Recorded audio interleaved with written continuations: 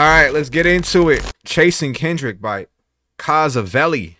Seen J. Cole on the thumbnail, so I'm guessing that's what it's going to be about. Saw J. Cole, interesting podcast series if you were around for, if you're a J. Cole fan, I'm guessing you're either J. Cole or Kendrick.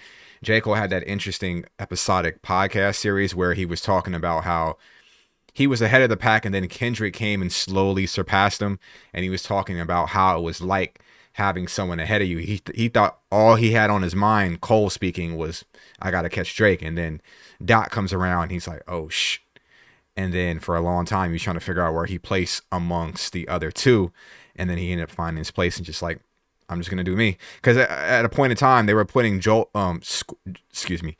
were at a point in time they were placing J. Cole in the middle. It's like, all right, well, I'm not quite Drake, but I'm not quite Dot. So yeah, it was a weird ranking for him for a minute. I feel like he's gotten accustomed to it over time. Let's get into it.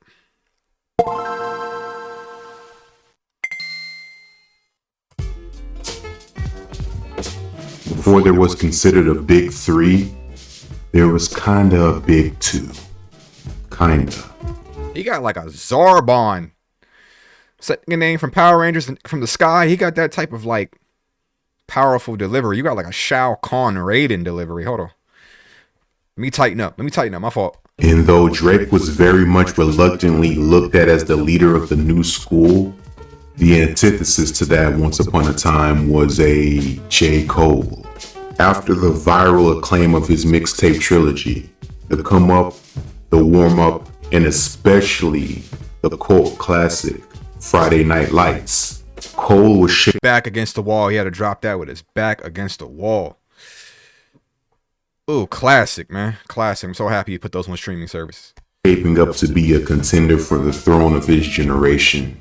A conscious storyteller with the knack for vulnerability and real-life messages who managed to ironically become one of the most commercially successful artists of his generation. Just behind Drake. Well, you know, besides Nicki Minaj. This is prime time Young Money era. She don't even wonder, cause she knows she bad. And I got a nigga grocery bag. Gotta hear gutter, right? Gotta hear gutter salute. You killed that shit, man. Nigga. Nah, for real though, gutter did kill them demolition freestyles. Grocery bag. But really, since coming into the industry under Jay-Z, J. Cole was one of the biggest rappers of this new generation.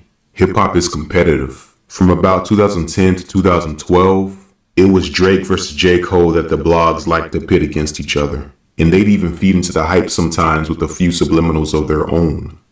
Stop scrolling.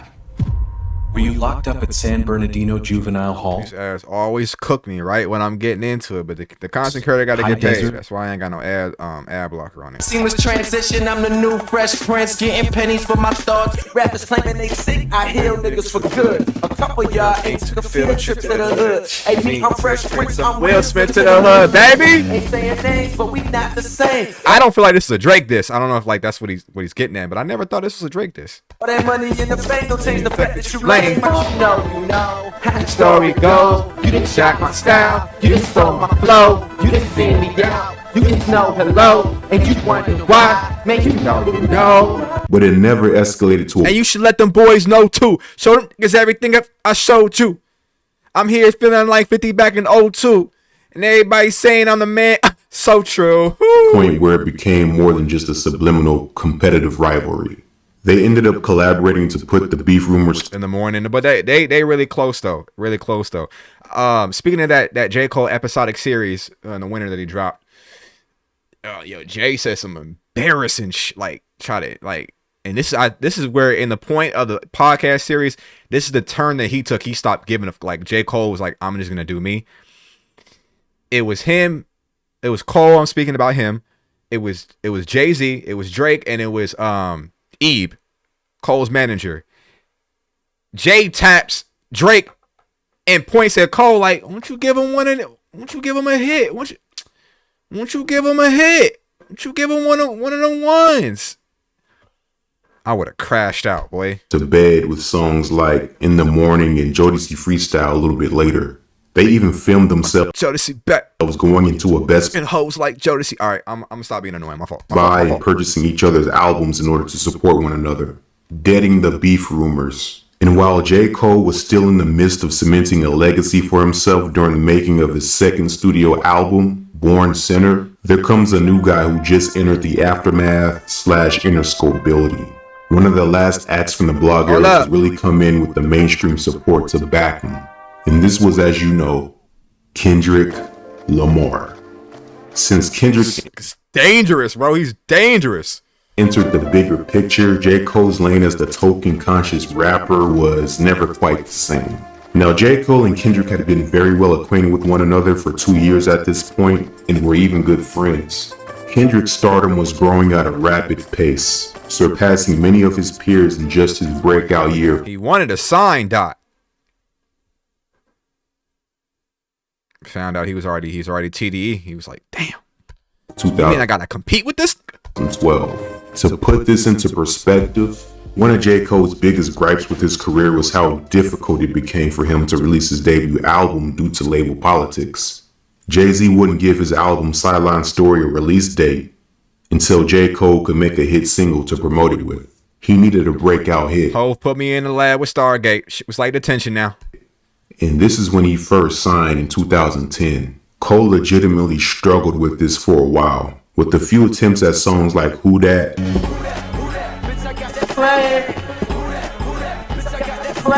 Got them hits. Jigga said, cool, make more of them. Blow Up, No, Jigga said, make more of those.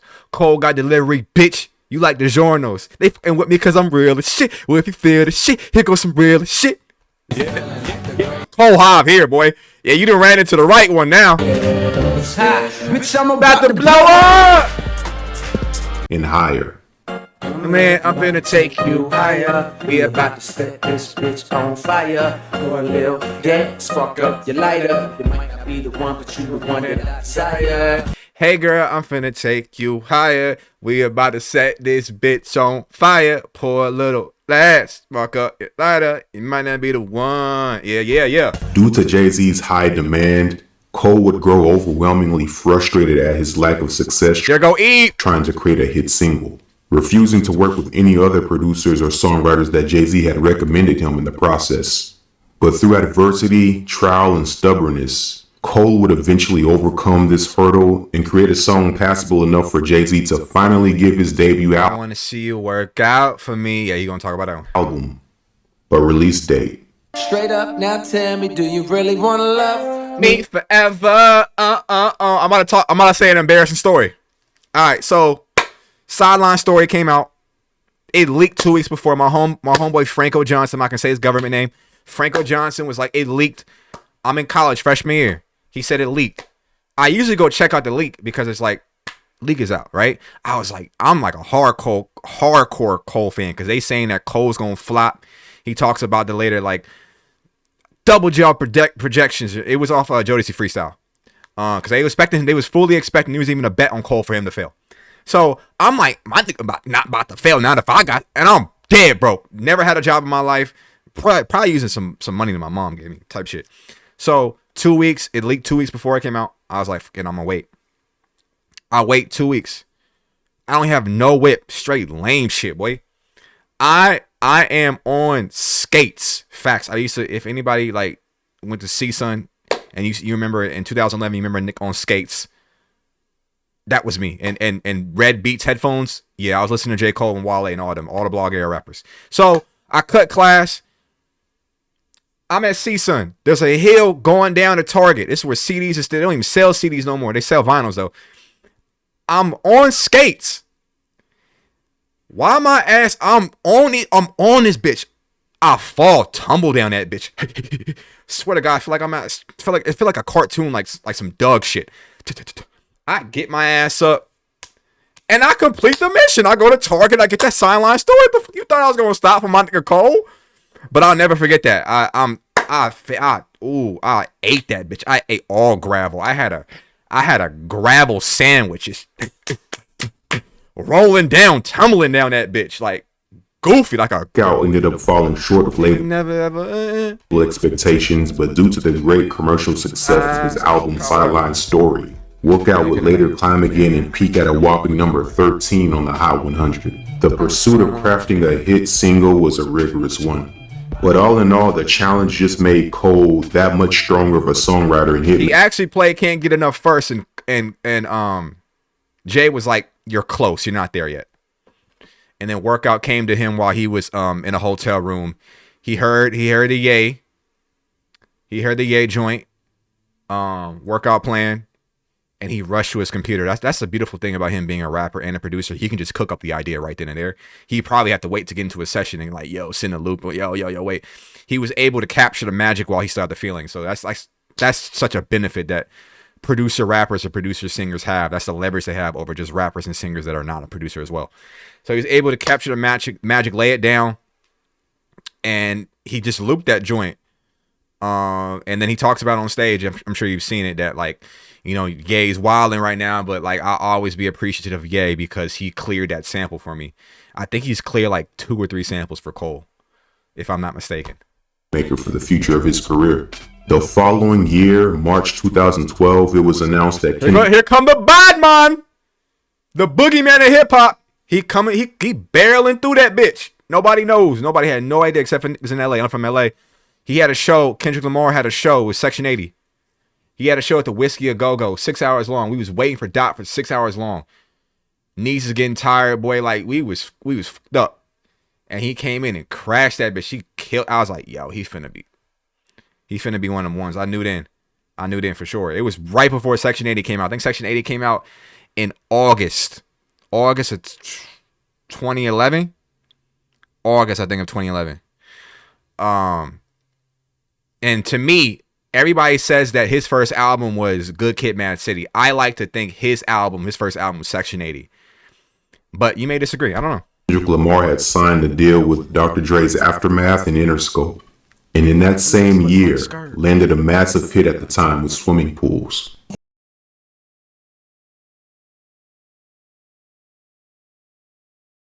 I think it was rigor mortis that made people like, holy shit, who is this? Holy. But leading up to this, he had like the recipe and all this shit. He was working with Dre.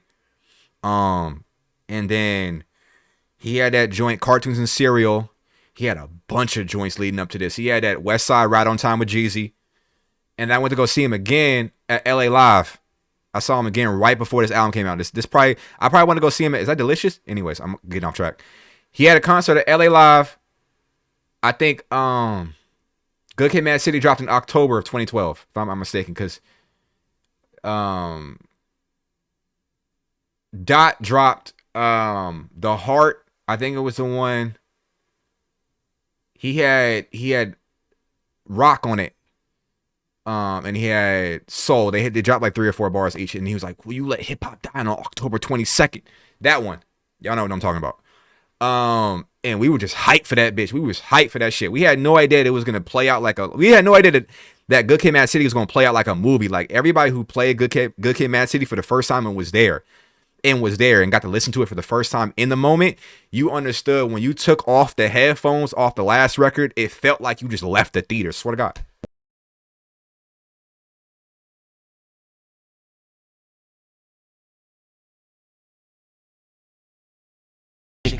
Hits were a breeze to Kendrick, so much to the point that he never even had to follow a particular cutout formula. He just had a natural ear. What J. Cole struggled with for a year, Kendrick would do seamlessly in just months after signing.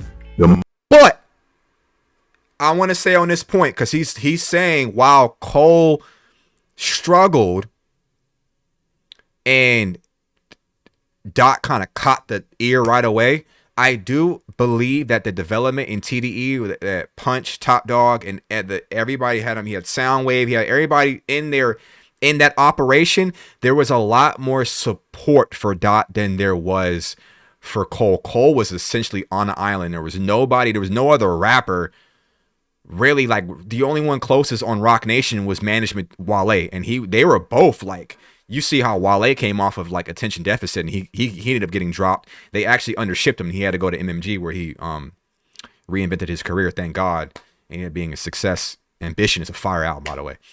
Y'all know if y'all hip hop fans. So while like, yeah, it looks like just Dot was just like the Messiah, which is like he is. He's not like he's crazy. He's an alien.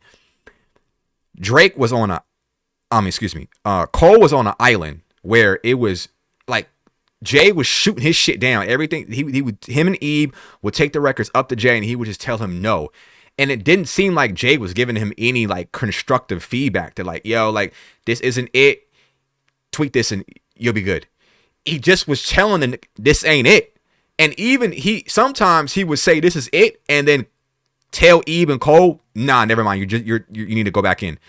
And then he would lock them in with producers that didn't get Cole's voice or Cole's sound. He was locking them in with all pop producers.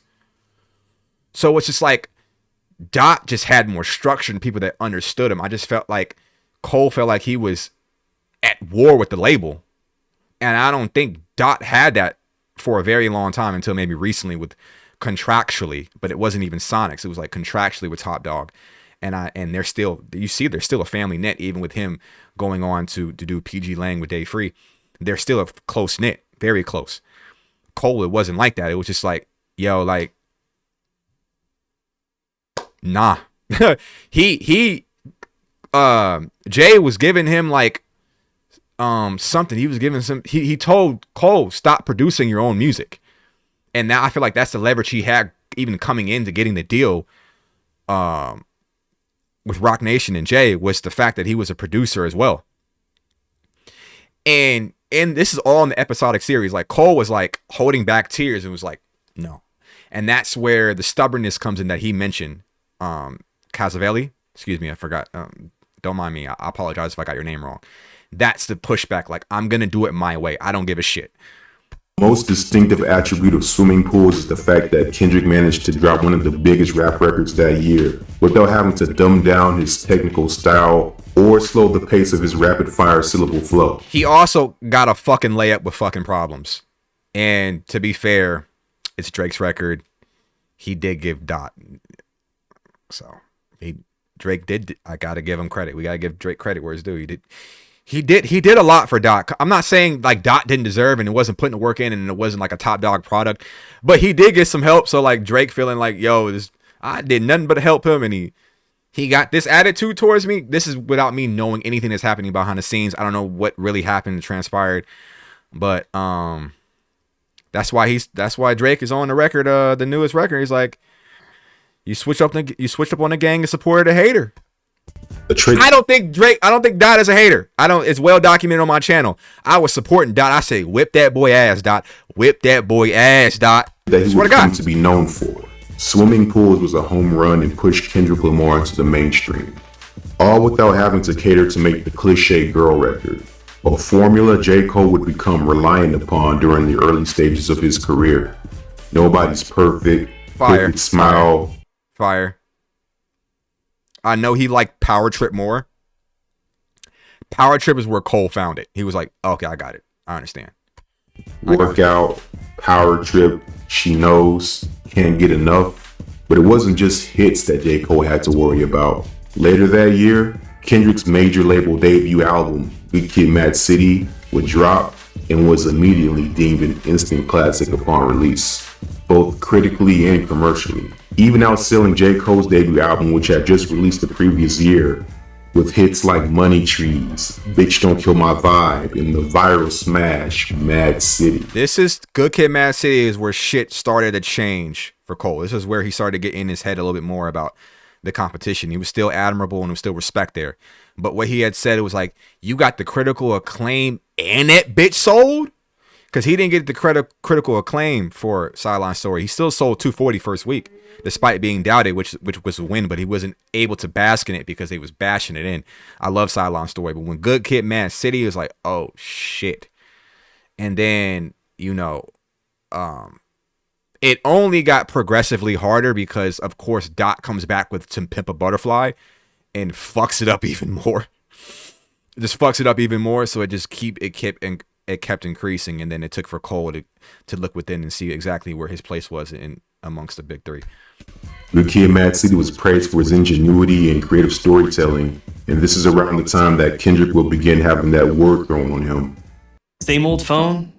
Nah. Upgrade to the new Galaxy Z Fold. I'm gonna check on my camera while this ad going. Oh, we back. Let From me check on my camera though. Savior. Shit might be off, bro. Good Kid, Mad City restored a feeling in mainstream hip hop that hadn't been felt in a very long time. It wasn't just a great album, it felt like a shift. Yeah, J. Cole was right there, but Sideline Story didn't quite captivate the culture with the same pull as Good Kid, Mad City. He's right. It didn't. I fuck with it, but he's right. Hip hop is competitive, as Good Kid will be named Rap Album of the Year by multiple big name outlets like Complex and Pitchfork. The media pitted Kendrick against Drake. Kendrick was in talks of potentially becoming the best rapper of his generation. Sound familiar? By early 2013, tensions would start to bubble in the rap game when MTV decided to release their own controversial highest MCs in the game list, ranking Drake at number 5 and Kendrick at number 1. They had Rick Ross and 2 Chainz ahead of Drake. This is disrespectful though. If I'm Drake, I'm mad at this list because you gave 2 people spots ahead of me. I didn't gave them hits. How you gonna put them ahead of me? Granted, 2 Chainz is probably like 2011, 2012. 2 Chainz was on fire. Oh, that boy was fuego. I'm not rolling with Rick Ross. I don't know exactly what Nas did in 2011, 2012. Oh, this is 2013, excuse me. I don't know what Nas did in 2013 to deserve this 4th spot. I don't know if he got it based off of legacy, but if anybody can let me know in 2013 what Nas released that was so groundbreaking to put him at number 4. And it's funny to see that there's not a big enough gap and drop off between Drake and Sean. And there's a lot of disrespect in Sean, like he was never that guy. Not to say the number one guy. He's never the number one option. But they act like he was so dog shit that, like, look at, he's ahead of Pluto. Yay. Meek was hot too. He sold like 200,000 first week, his first album. He was hot for a long time. You didn't even have him that far off from like that. I'm just like, damn. Like when we go back and see the facts from 2013, it's like it's crazy. And as for J. Cole, I don't agree with Drake being the 5 in 2013. though. That's fucked up. Cole didn't even make the list. Oh, Cole didn't. I didn't even notice that. I didn't even notice Cole didn't even make that list. 2013, he dropped in 2011, but he was still working on the album. No, I think Born Sinner came out in 2013, right? I think Born Sinner came out in 2013 because I think Yeezus came out in 2013. I don't understand how, because they went head to head on the same release date. How do you put A$AP Rocky on top 10, but you don't put Cole there? Ugh, that's messy. I'm not. Who did this list? Somebody find who did this list. Nowhere to be found. Move to operation in Cali soon as some snow drop upside. Please stop arguing about who's the best MC. I think everyone would agree they know that you're not. I know I'm a short shot, middle finger poking you in your sore spot. Fuck your list, you lame niggas and down it. I'm a down leader, and that's just me being modest. Go check the numbers, dummy. That's just me getting started. But an MTV list I can't even say that line is fucked up. You know what I mean? I can't even say that. They had to bleep it out. wasn't going to stop Jermaine. He was just getting into second gear.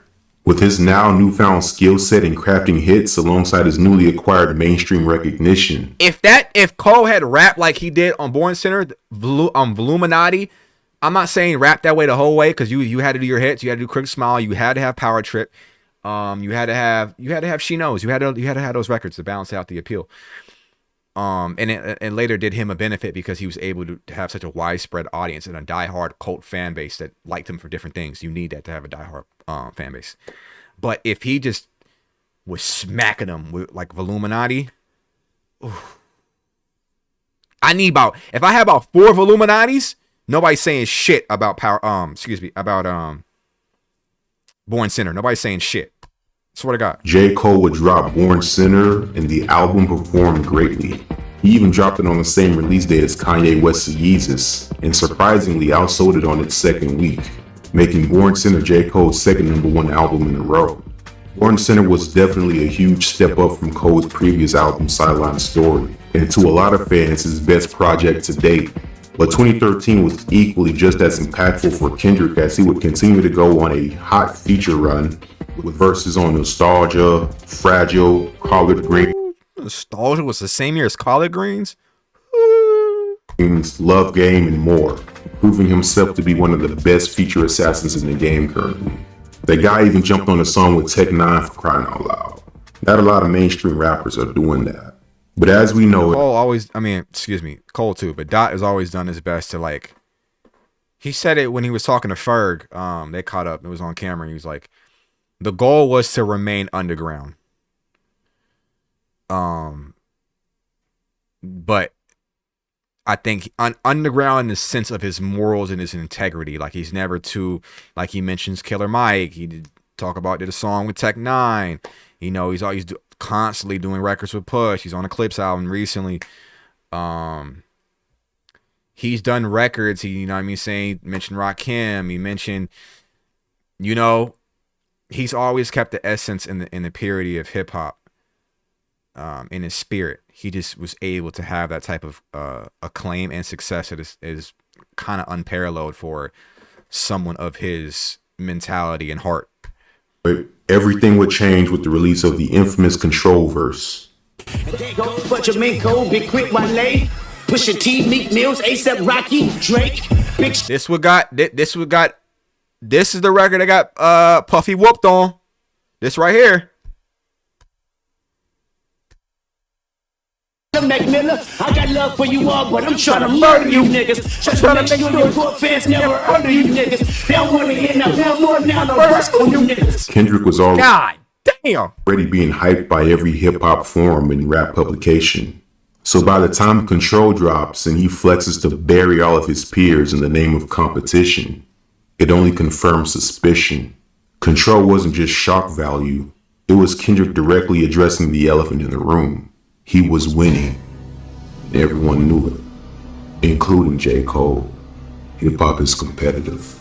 It's just crazy how when Dot dropped that, how it affected the quote unquote big three, right?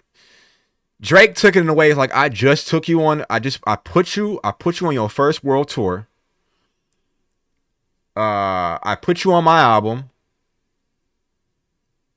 I could have put anybody else to open up for me. I'm hot as fish grease. I could have put anybody else to open up for me on the Club Paradise tour. I chose Yo Ungrateful Ass. This is not me speaking. This is, I imagine that Drake is speaking.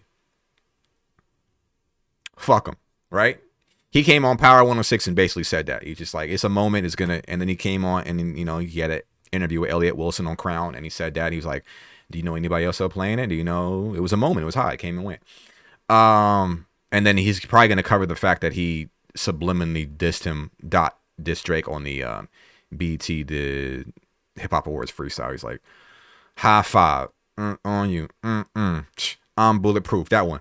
I'm just saying it's funny how Drake took it and then Cole took it. Like when Cole and Dot were in New York and they ran into Puffy because he said he's the king of New York, which was a corrupt line. Frank and White, we don't want your streets, we like ours, guys. That interview from Vlad TV, I hope you've seen it. It's amazing.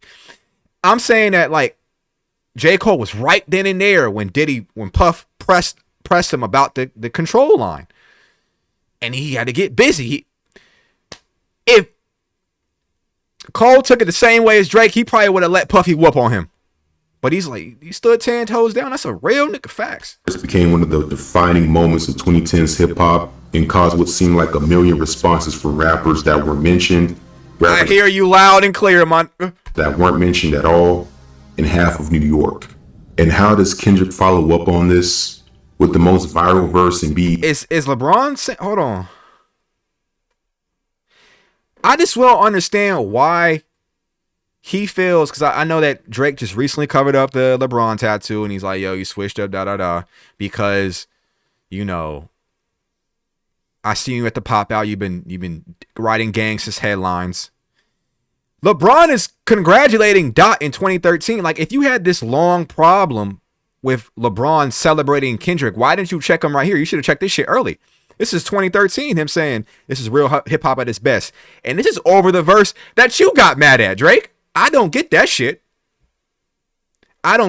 Maybe it's because of what was said in Not Like Us versus Control. But it seems like you still have the same uptight reaction as you did on Not Like Us as you did on Control, because this is what kicked it off. I just don't understand your animosity towards LeBron now when he was saying this shit in 2013. Why didn't you address it then, Drake? Mentioned at all in half of New York. And how does Kendrick follow up on this? With the most viral verse in BET history. Putting his foot in their ass.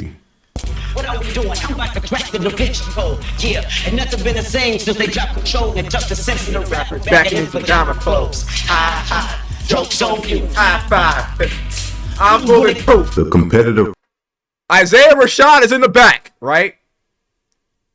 He was like, as long as I live and I do a cypher with Kendrick Lamar, I'm never letting that nigga go first again. The rivalry that was sparked between Drake and Kendrick would only further leave J. Cole out of the conversation as the third wheel.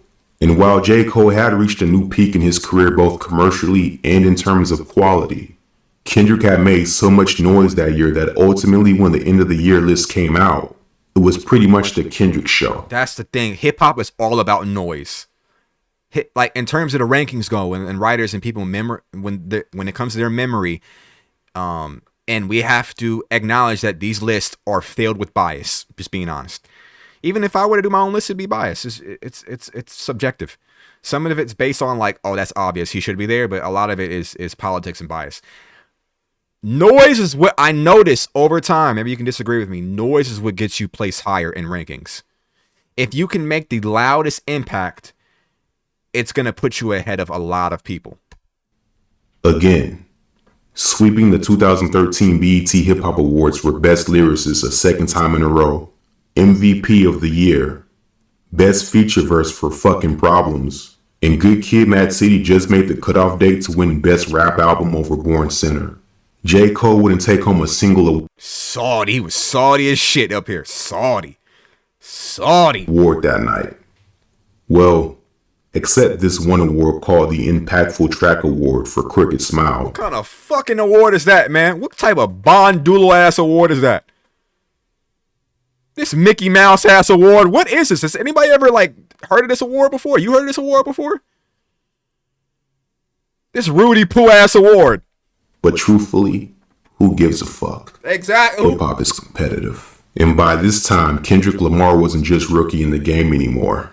He was running the plays. He slid into J. Cole's lane as the mainstream accessible conscious rapper of his generation, and he was dominating it.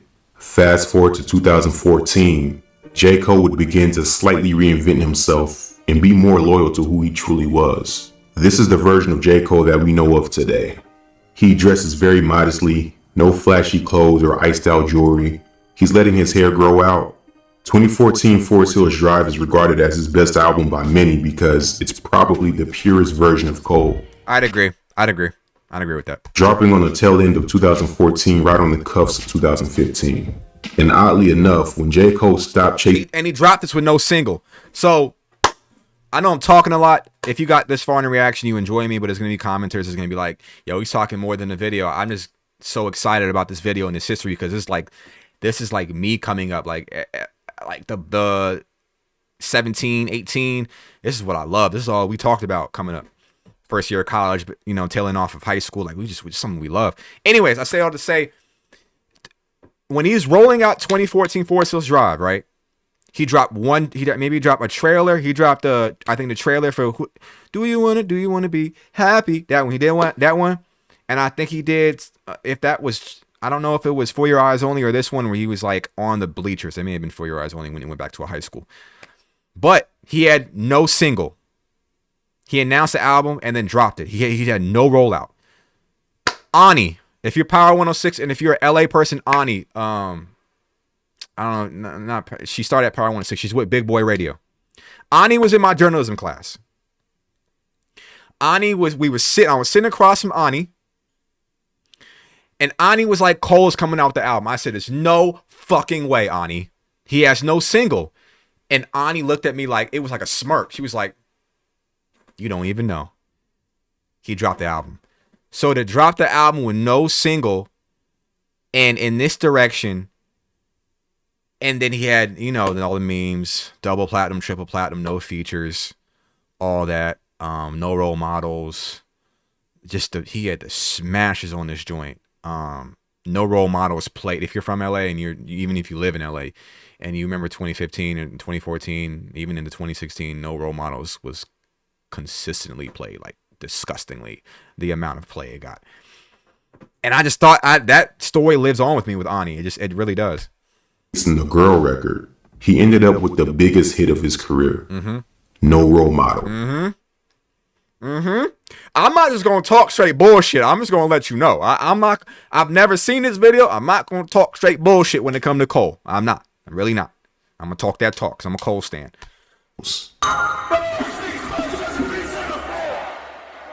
For real.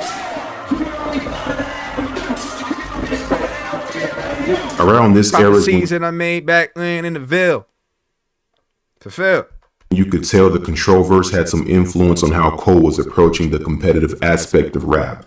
Control got a lot of responses from East Coast MCs for claiming the King of New York, so surprisingly, J. Cole starts off Forest Hills dangling the bait that he's actually the best. Might be Drizzy Drake, Kendrick Lamar, but check the birthday, nigga. You ain't the god, nigga. Control the game whenever he snap. That's every trip. Though this didn't generate the buzz that he was probably looking for.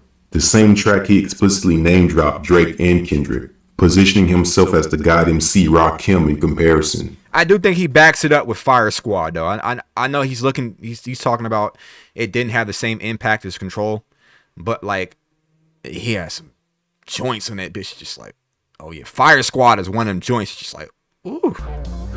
So at this point, Cole definitely set the tone early on in this album, letting it be known that Kendrick isn't the only MC competing. Songs like Fire Squad was probably the most obvious example of. Never seen this video. I'm on point. I'm on point right now. I'm in my bag right now. The Control influence, with Cole calling out multiple white rappers, claiming they weren't from the culture. He named the song Fire Squad. You thought I seen this video and took notes. No, I'm just like that. And then there's the line about him being all jokes contain true shit. The best in the West. Fuck the rest, I'm the best nigga out. When I'm back home, I'm the best in the South. When I'm in LA, I'm the best in the West. The best, I'm stretch niggas out. Pause. Cole made it more than clear that post-Control, he wasn't shying away from any competition. He was here to compete. Forest Hills Drive topped the charts at a whopping 353. But Dot loves that shit. They don't get sensitive when they do that shit. So, you know, and he was on Forbidden Fruit. They did records together on the tour bus and stuff like that. I'm speaking Cole and Dot. They did records that just never came out. Cole ended up previewing some of those records that never came out on the episodic series that I was mentioning on his reaction. And then they went in Black Friday. They swapped beats, you know? And then we never got the what's the album that they were supposed to come out with Temptations on it? Left side, hey. Right side, hey. That never came out. And we're probably never gonna get that album, but they're just in two different spaces. I would like for a Kendrick and Dot collab album. Probably ship has sailed. Yeah, 3,000 units sold, and it was the biggest first week sale J. Cole had seen yet, cementing him a giant amongst his peers. It good ass video, man. Really was a moment. A double platinum album with no features, mostly his own production, and he did it all with no lead single, just a dedicated fan base. That's the work he put in. Unless the Dollar and the Dreams, the free mixtapes, the vulnerability he speaks about, staying true to himself. That's how he did it. You want to consider his viral protest song that he dropped on SoundCloud earlier that year, Be Free, a dedicated tribute to Michael Brown just days after his death to a fatal police confrontation. This was a really heavy moment. J. Cole, using his platform, shared the many frustrated grievances of Black America at that time, especially during the early formative years of Black Lives Matter. And the sentiment was very much needed. Shit was raw. It was raw, man. The song got a lot of great reception, and is one of the reasons Cole has continued to still move people's hearts. So it's probably a no-brainer that J. Cole's soulful David Letterman performance of Be Free would also become his most iconic performance in general. A product of the times.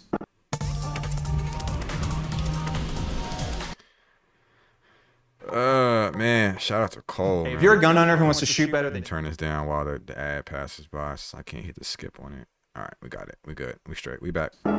Forget this shame, cause this ain't me. Though I'm eternally great for the Jay-Z. was so elated we celebrated like Obama waited until his last day in office to tell the nation brothers is getting their reparations. Hey, maybe he had good intentions but was stifled by the system and was sad to learn he actually couldn't bring any. That's what I get for thinking this world is fair. They let a brother steer the ship and never told him that the ship was sinking. But I got other to think about. Let a brother steer the ship, never told him that the ship was sinking. Holy shit. Like my bank account. This was the Black Lives Matter era. Trayvon Martin, Tamir Rice, Eric Garner, Sandra Bland, Alton Sterling. The 2010s, like many others, was a very socio-political time for Black America. Every other month you turn on the news or scroll your social media and is yet again another Black person being gunned down or murdered by the police. And this is when social media really started to take off. So the voices of Black plight seemed almost inescapable. It was in shows, movies, music, even in sports. Take Colin Kaepernick's protest to kneel during the national anthem, for example. It split the country. This was a very divided time period in America. Dare I say, segregated. During the peak of this civil unrest, Kendrick Lamar would finally release his long-awaited second major label debut album, To Pimp a Butterfly. You can't truly tell the story of To Pimp a Butterfly without giving context of the injustices that inspired it. Kendrick took a step back from the commercial trap production that a lot of his peers were cemented on and took a more poetic approach, diving deeper into his own reflection as he would touch on topics of systemic racism, colorism, self-hatred, police brutality, and Black rage. He wasn't going for hits on this album. This was just as much a rap album as it was a jazz one. It became Kendrick's biggest sales week at the time. Super risk. I remember Punch talking about they had a meeting with Jay, which is funny that all of them have a in common is their relationship with Jay. All, like, I'm speaking about the big three. They all have a different relationship with Jay-Z, which is interesting. So Dot was speaking to, I guess, Punch. Yeah, Punch. Maybe it was Punch, Top, and Dot. They were speaking about how they didn't want to be boxed in, and then pretty much Jay, from what I understand, was like, you might as well just fuck the game up now. And then that's when you had the verse, I gotta say, was speaking about in the process of him making this album, or maybe Jay spoke to Dot prior to that. But Hood Politics, when he was like, it's funny how one verse can fuck up the game. And yeah, like he took a huge risk and it paid off for him. Selling over 300,000 copies, even after it leaked the week before, and received rave reviews by every critic and media publication at the time. Just like his previous album, Good Kid, To Pimp a Butterfly was given the red carpet treatment. And I remember that Summer 16, because he mentioned Obama and Obama's rating, and he's like, yo, To Pimp a Butterfly was amazing.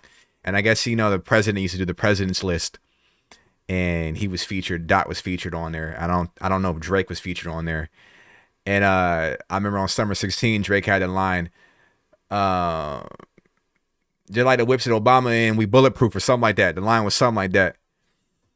And yeah, Drake was definitely petty, and that carried on to his perception of just like, I don't see what y'all see in him. So they after Control and after the BET Awards and after the Crown interview and after all this, how they looked at each other going forward was very fascinating until it culminates into the beef of it all last year. And dubbed an instant classic by many, 2015 was a very huge turning point in Kendrick's career, who went from being seen as just a talented rapper to one of Black America's leading artistic voices. And he tried hard to shake that. He was tired of it after a while. After Mr. Morale, he was trying to shake that. And then he's kind of slipped right back into it. You know, when you make a record like Not Like Us, it's just like you're drawing a line in the sand. Just like you're back into that kind of hero trope that you were trying to escape on Mr. Morale. So going forward, I want to see what happens because I heard GNX wasn't the album he was supposed to go with. Like before all this, just to think about what type of timeline we would be on if Drake never took the bait of first person shooter. Dot would have released the album that he was supposed to release because this GNX was not the album, and then he made a whole pivot. And GNX is probably going to sweep every award in the next Grammys, to be honest with you. But to hear the album that he's going to make next is going to be interesting for Dot. And everybody's in an interesting position. The next album from Cole, Iceman with Drake, and then the next album from Dot. Something akin to a Marvin Gaye, Tupac. To Pimp a Butterfly wasn't just good music, it attached itself to the rise of the Black Lives Matter movement, a product of its time, which is the case for his song All Right, which would inadvertently be used as a rally cry in just a single Black Lives Matter protest. Rapper Kendrick Lamar raised some eyebrows last night when he opened the BET Awards singing on top of a vandalized cop car. Fox News had a field day with that performance. That shit had their panties in a bunch. But you know how Fox News gives it up. You already know how they give it up. All right, back into it. Looking at the world like, where do we go? And we hate popo when they kill us dead on the street for sure. I let the preachers go. My knees get weak and my door might go, but we gon' be alright. We gon' be alright. We gon' be alright. We gon' be alright. We gon' be alright. We gon' be alright. One became two, and two became many.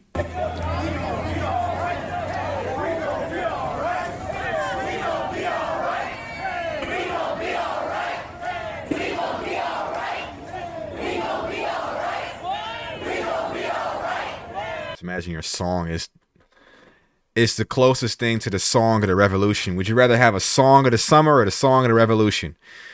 Dot has had both because Not Like Us was definitely the song of the summer last year. So after all, because I just did a reaction, I was like, is Dot the GOAT? Is he the GOAT over Jigga Man? And everybody was like, yes, he's the unanimous GOAT. And I'm like, I'm not going to argue against that because he's from the coast. I'm not gonna argue against Dot being the best rapper ever. I'm not. Although All Right only peaked at number 81 on the Hot 100, it became something so much bigger than just a number. Yeah, the cultural impact is where the cultural currency of it and how it was attached to a movement, a political statement, and the emotions and the feelings of the people that needed it is something that the whole album represented. It wasn't done to be this chart-topping darling. How it was mixed, how it was constructed, the messaging, the symbolism. It was not done to. It was done to make a statement. It was done to be defiant. It was done to blaze a trail. And there was no other album from 2015 that sounded like it.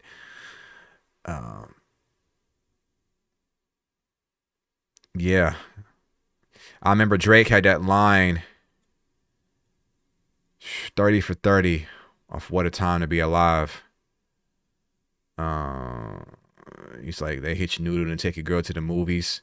And he was like, we ain't a whip, we ghost riding. And then he was like,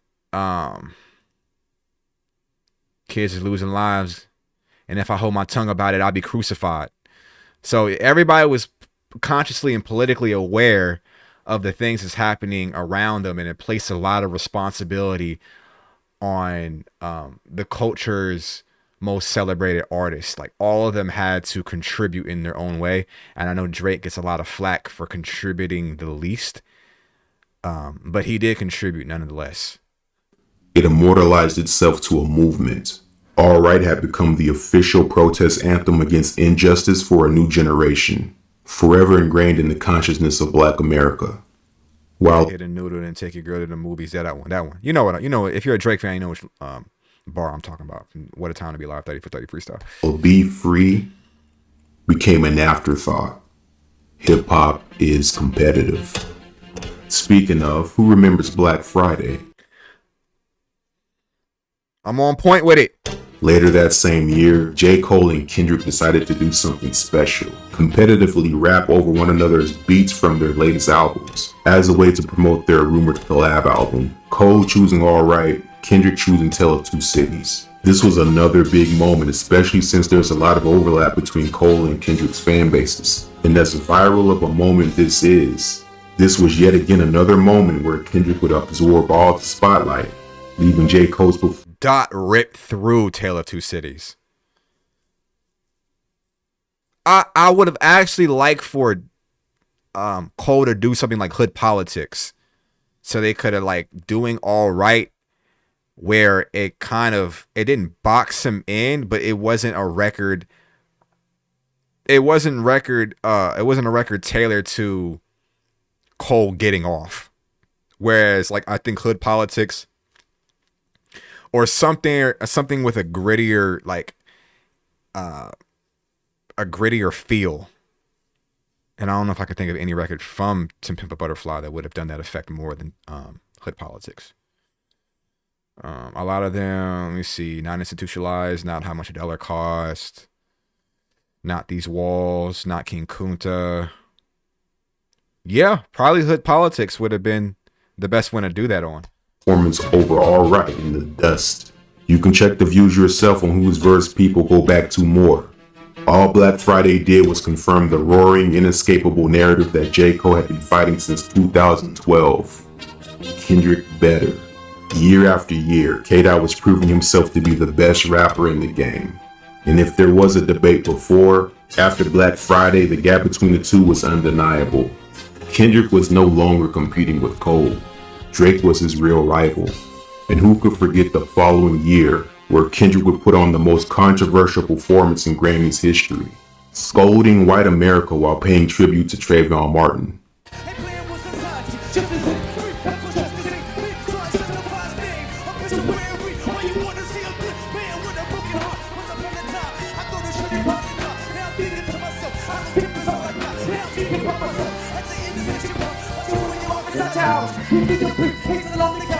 I think Dot goes away. Here's what I think, right? It's a theory. Obviously, you can disagree with me if you made it this far in the reaction. I appreciate you first and foremost. I want to say that because a lot of people click off. But I think when Dot goes away in between albums, and Drake's mistake in the battle was taking Dot's, so to speak, inactivity in the culture for not being sharp and not working on his craft. He conflated the two, and that was a grave mistake on his part, strategy-wise. Whereas Dot's time away from the public eye allows him to grieve, allows him to dig deep and feel. Because when you're caught in the rat race and you're caught releasing and touring and a touring schedule and all this, whatever, your mind goes, your body goes, your soul. The three things that you need to keep intact to really progress as a human being and really hone in on what your body wants, what your mind wants, and what your spirituality thrives on, and how you can really grow and make progress. It's hard to do that when you're constantly working and constantly being overloaded and overwhelmed and bombarded with everything, with the noise of it all. With the noise, it's hard to make an impact. It's hard to make a splash, a thud, if you're always in the public eye, one, and two, if you're consumed by the noise. So I always talk about me personally, that it's hard for me to take the time to grieve, or hard to take the time for me to process the loss, because I have a job to do. I have a 9 to 5, I have bills. And like most of us out there, we're check to check, paycheck to paycheck, really in the thick of it all. And I wish I just had the downtime to really think about what I really wanted, not run away and avoid my emotions, but actually get a chance to process it. And I think I would make a strong leap forward. And I think that's what Dot does in his time off. That's why he comes back to each album cycle seemingly refreshed, and it has a spirit. It cuts through his, it's like it when Dot hits you, it's like pause. Every release, though, you know, maybe Mr. Morale wasn't for you, maybe Damn wasn't for you, whatever. You probably have a particular favorite album or era from Dot, and you realize that he never does any concept the same. He never repeats anything. He comes new era with a different mindset, a different feel, and a different objective. And I think that time off benefits him. And I don't know if that's like something that he learned on his own. I don't know if that's a product of being TDE, because they all do that. And when they come back, usually they all make an impact. But having that time off, he's able to do things like this performance. He's able to do things like, you know, We Cry Together. He's able to do things like Father Time. He's able to do things that really grasp you, you know, Auntie Diaries, however you want, whatever, your favorite moment. Fear, if you want to talk about, you know, something from To Pimp a Butterfly. I don't think you could do something like You without having the time to process grief and loss, because he's gone through a lot in his life and he's lost a lot. As much as he's gained in money, accolades, perception, respect, that comes at a cost. And I find that fascinating. I do.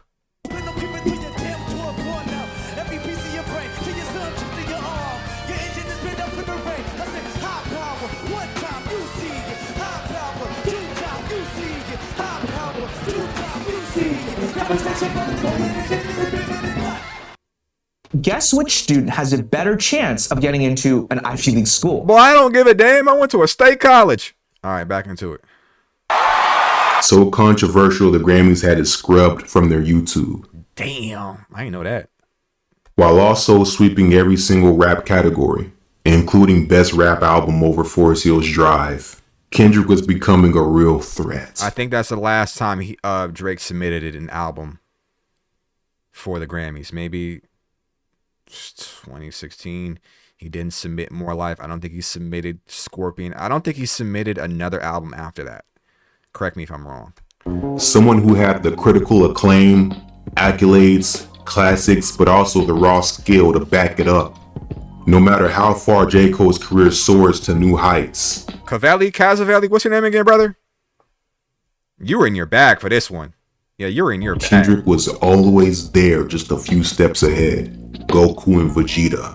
Towards the end of 2016, on the 2-year anniversary of Forest Hills, This is the one where he kicked Kanye's back in on this one. J. Cole would release his 4th studio album to everyone's surprise, For Your Eyes Only, followed by the Lucy Everybody Dies. A light freestyle of Cole flexing his skill, letting the rap game know that despite For Your Eyes For Your Eyes album is the first album in his catalog that I did not connect with. And I'll have to go back to it. Maybe it was because our life, you know, my friend from Melvin Birch from the Rap Rankings podcast, beautiful podcast. You should listen to it, honestly. He has a segment on his podcast called I Was Fucking Tripping, because it's hard to judge an album or judge music on a first listen and where you're at when it happens. It's an interesting marker to see, you know, how your perspective has changed when you go back to the music in that time. But we evolve and we grow. So hearing that album in 2016, I was in a place in my life where I didn't have space for it, like I did his other albums. Like the timing of his other albums in my life was on point. It was on time. But for this album, maybe 10 or so years removed, I should go back to it and see how I feel about it now. right the optics, I do like the song Change from this album, though. he was still the best out. Master Don't fuck with you, bitch. by the white man, you hit store rappers. There is a light speculation whether or not Cole was partially inspired by Kendrick's recent album To Pimp a Butterfly. Of course he was. Of course. You know, I mean, he's aware of the culture and he's aware of like what his contemporaries and who are dominating right now. Of course he's aware. Of course. I don't think that was something that was a direct ripoff or a direct like, this is what I'm gonna do. But you kind of peek your head to check the temperature, like you said to open the video, and just that's your common theme of this video is that rap is competitive. So naturally speaking, like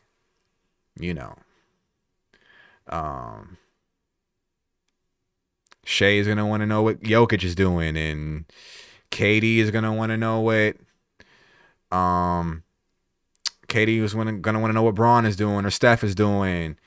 Giannis is gonna, you know what I mean? You're just like, okay.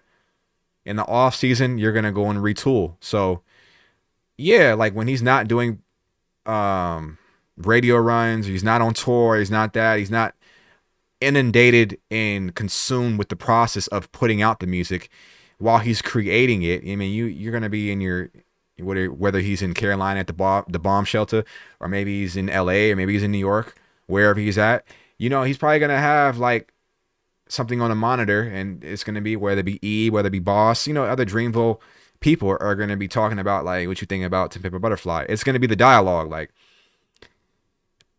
you can unplug from the social media and like being perceived, but like the curiosity of it, he's even admitted to checking his timeline when he's logged out. So yeah, of course, it's something that made an impact. And if it made an impact like To Pimp a Butterfly did, of course he's aware.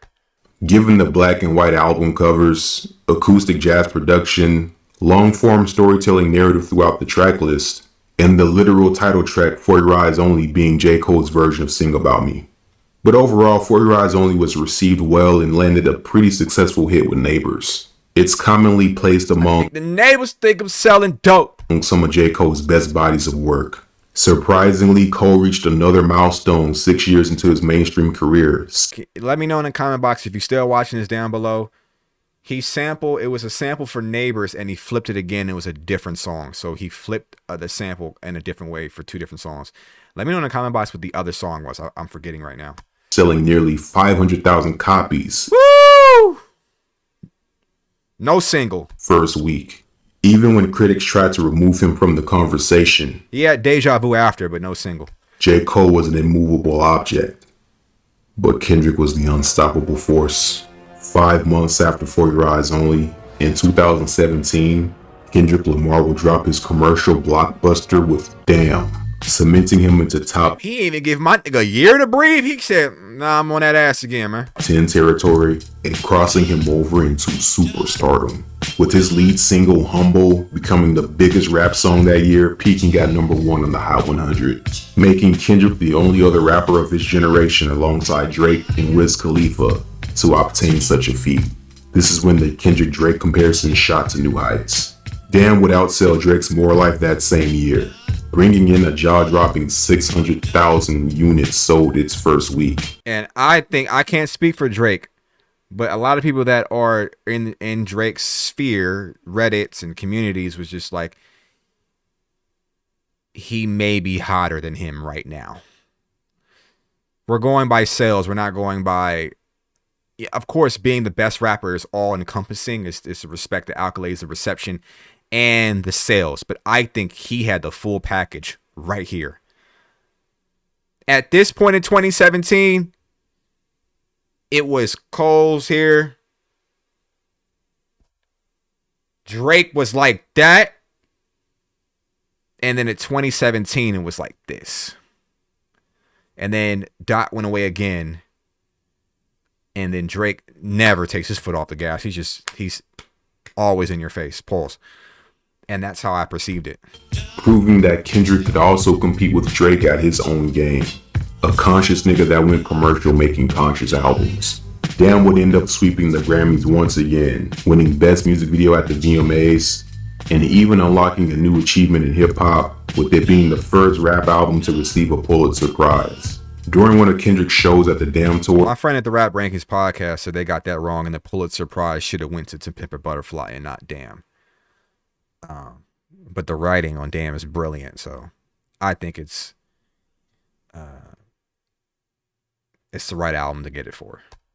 He would link up with J. Cole, and they would both perform a show in Detroit. Even though the media would often compare them, that night still showed that it was all love.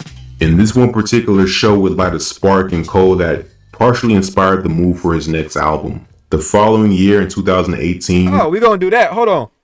Oh, okay. We right on time, huh? We right on time. Yeah, we right on time. We right on time for sure. For sure. We right on time. The story about getting this vinyl is interesting. If you're a Cole fan, you know the story behind this. We got these delivered late because apparently, I guess like they hit something or the vinyl truck. This is how much a real nigga they team is, right? I bought this, and then with this package, you get the digital album and you get the vinyl. It took a long time to get these shit, so I canceled it. I thought I was never getting it back. He not only refunded me the money, he gave me my vinyl. That's crazy. I didn't expect that. That's some real shit, man. That's some real shit, man. Let me check. Let me see my camera still alive. Kendrick Lamar would drop the black. In 5 years, you'll be on Loving Hip Hop. It's the messaging cut through though. Panther album, debuting at #1 and scoring multiple smashes with All the Stars, Pray For Me, and King's Dead. Everything he said happened though. Everything he said, oh, King's Dead was a monster. Everything Cole said on that album it came into fruition. A lot of that generation died tragically. That's why, in my opinion, there's been no other people to rival the big three, because they've had an unparalleled run due to the fact of their skills, talent, and success, but there's been no other competitors. Everybody that would have threatened that spot has died or went to jail. So it's like, whether or not hip hop people and people in the hip hop circle thought it was a lukewarm album and that it was worse in his catalog, I can't really say that definitively, in my opinion. I got big dog status, it ain't no secret. Slap on my nap, slap on me now.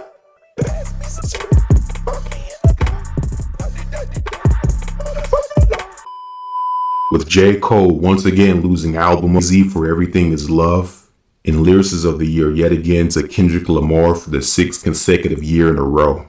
No matter, and now he's chasing Kendrick.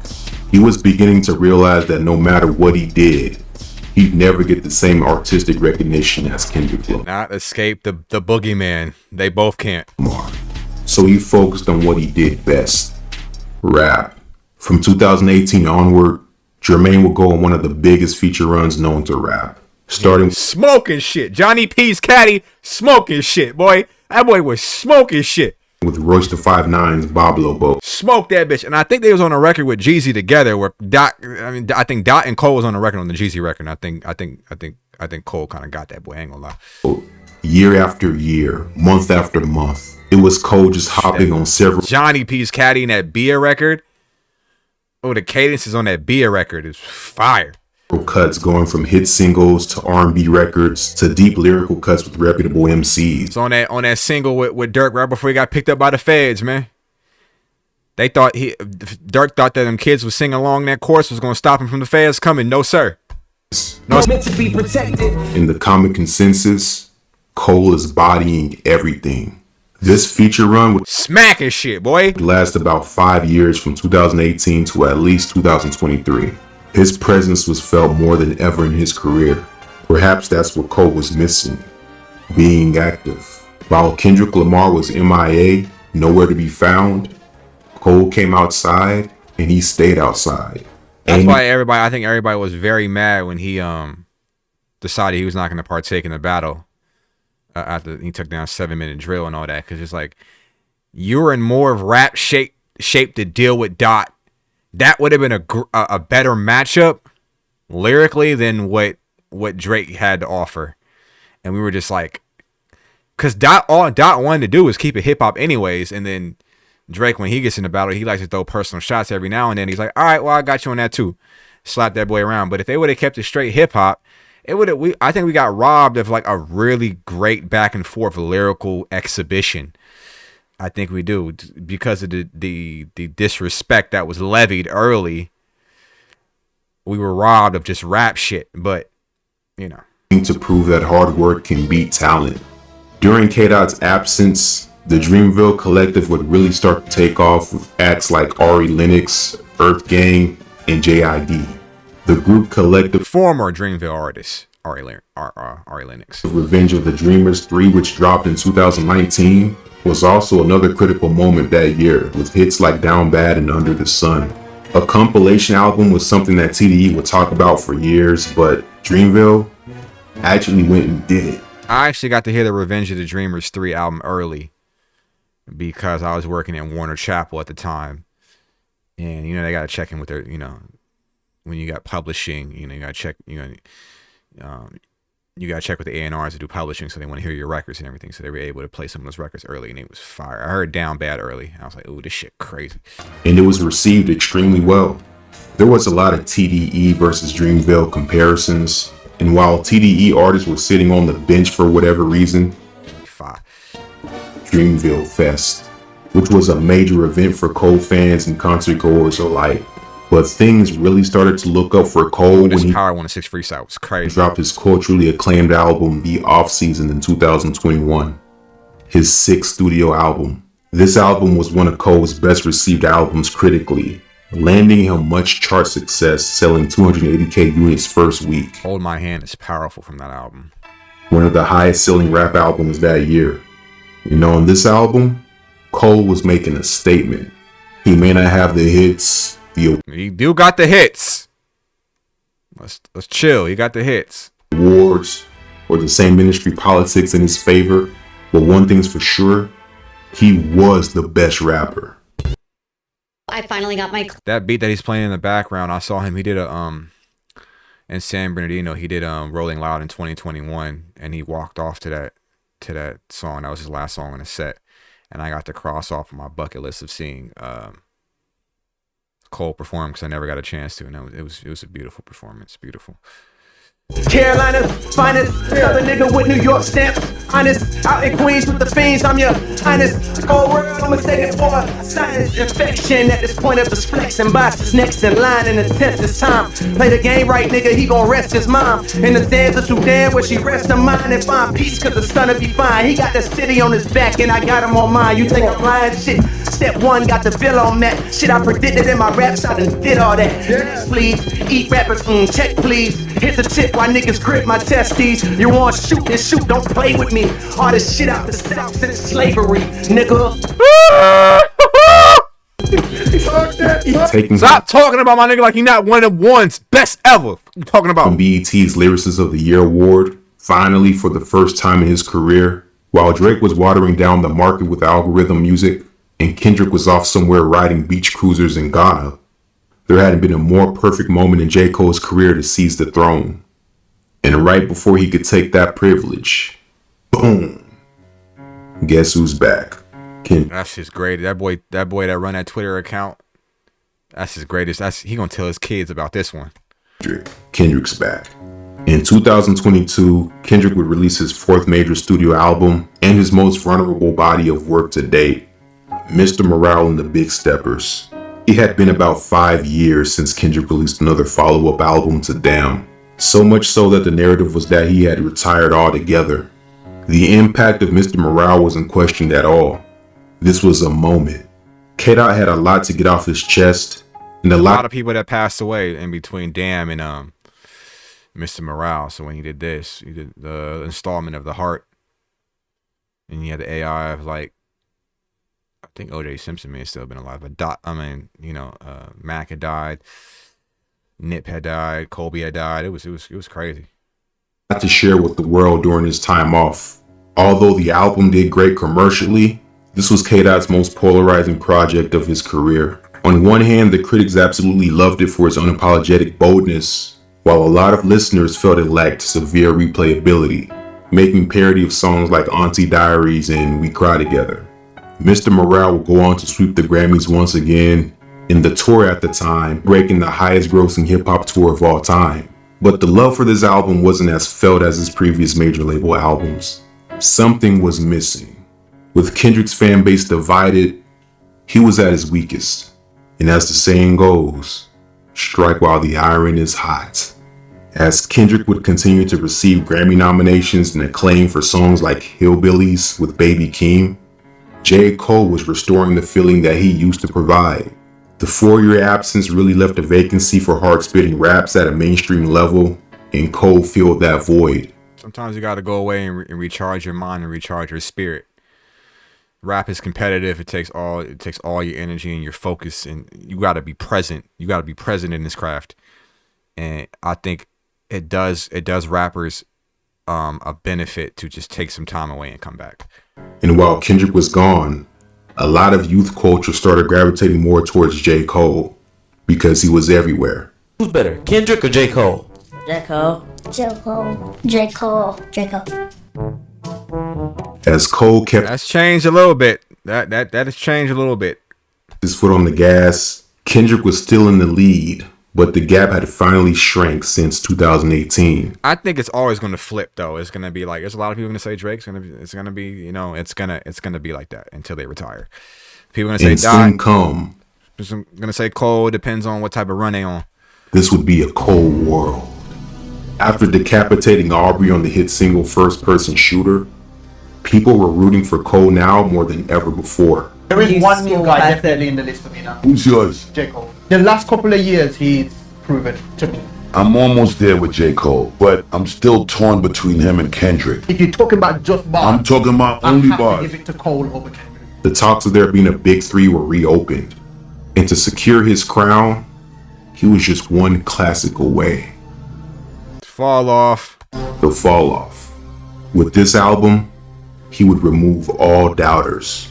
That's a hard cover. I hope that's the cover if he decides to still release the fall off. Head shall bop, every knee shall bow.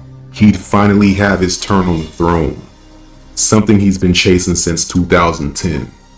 And before he could take a step any closer.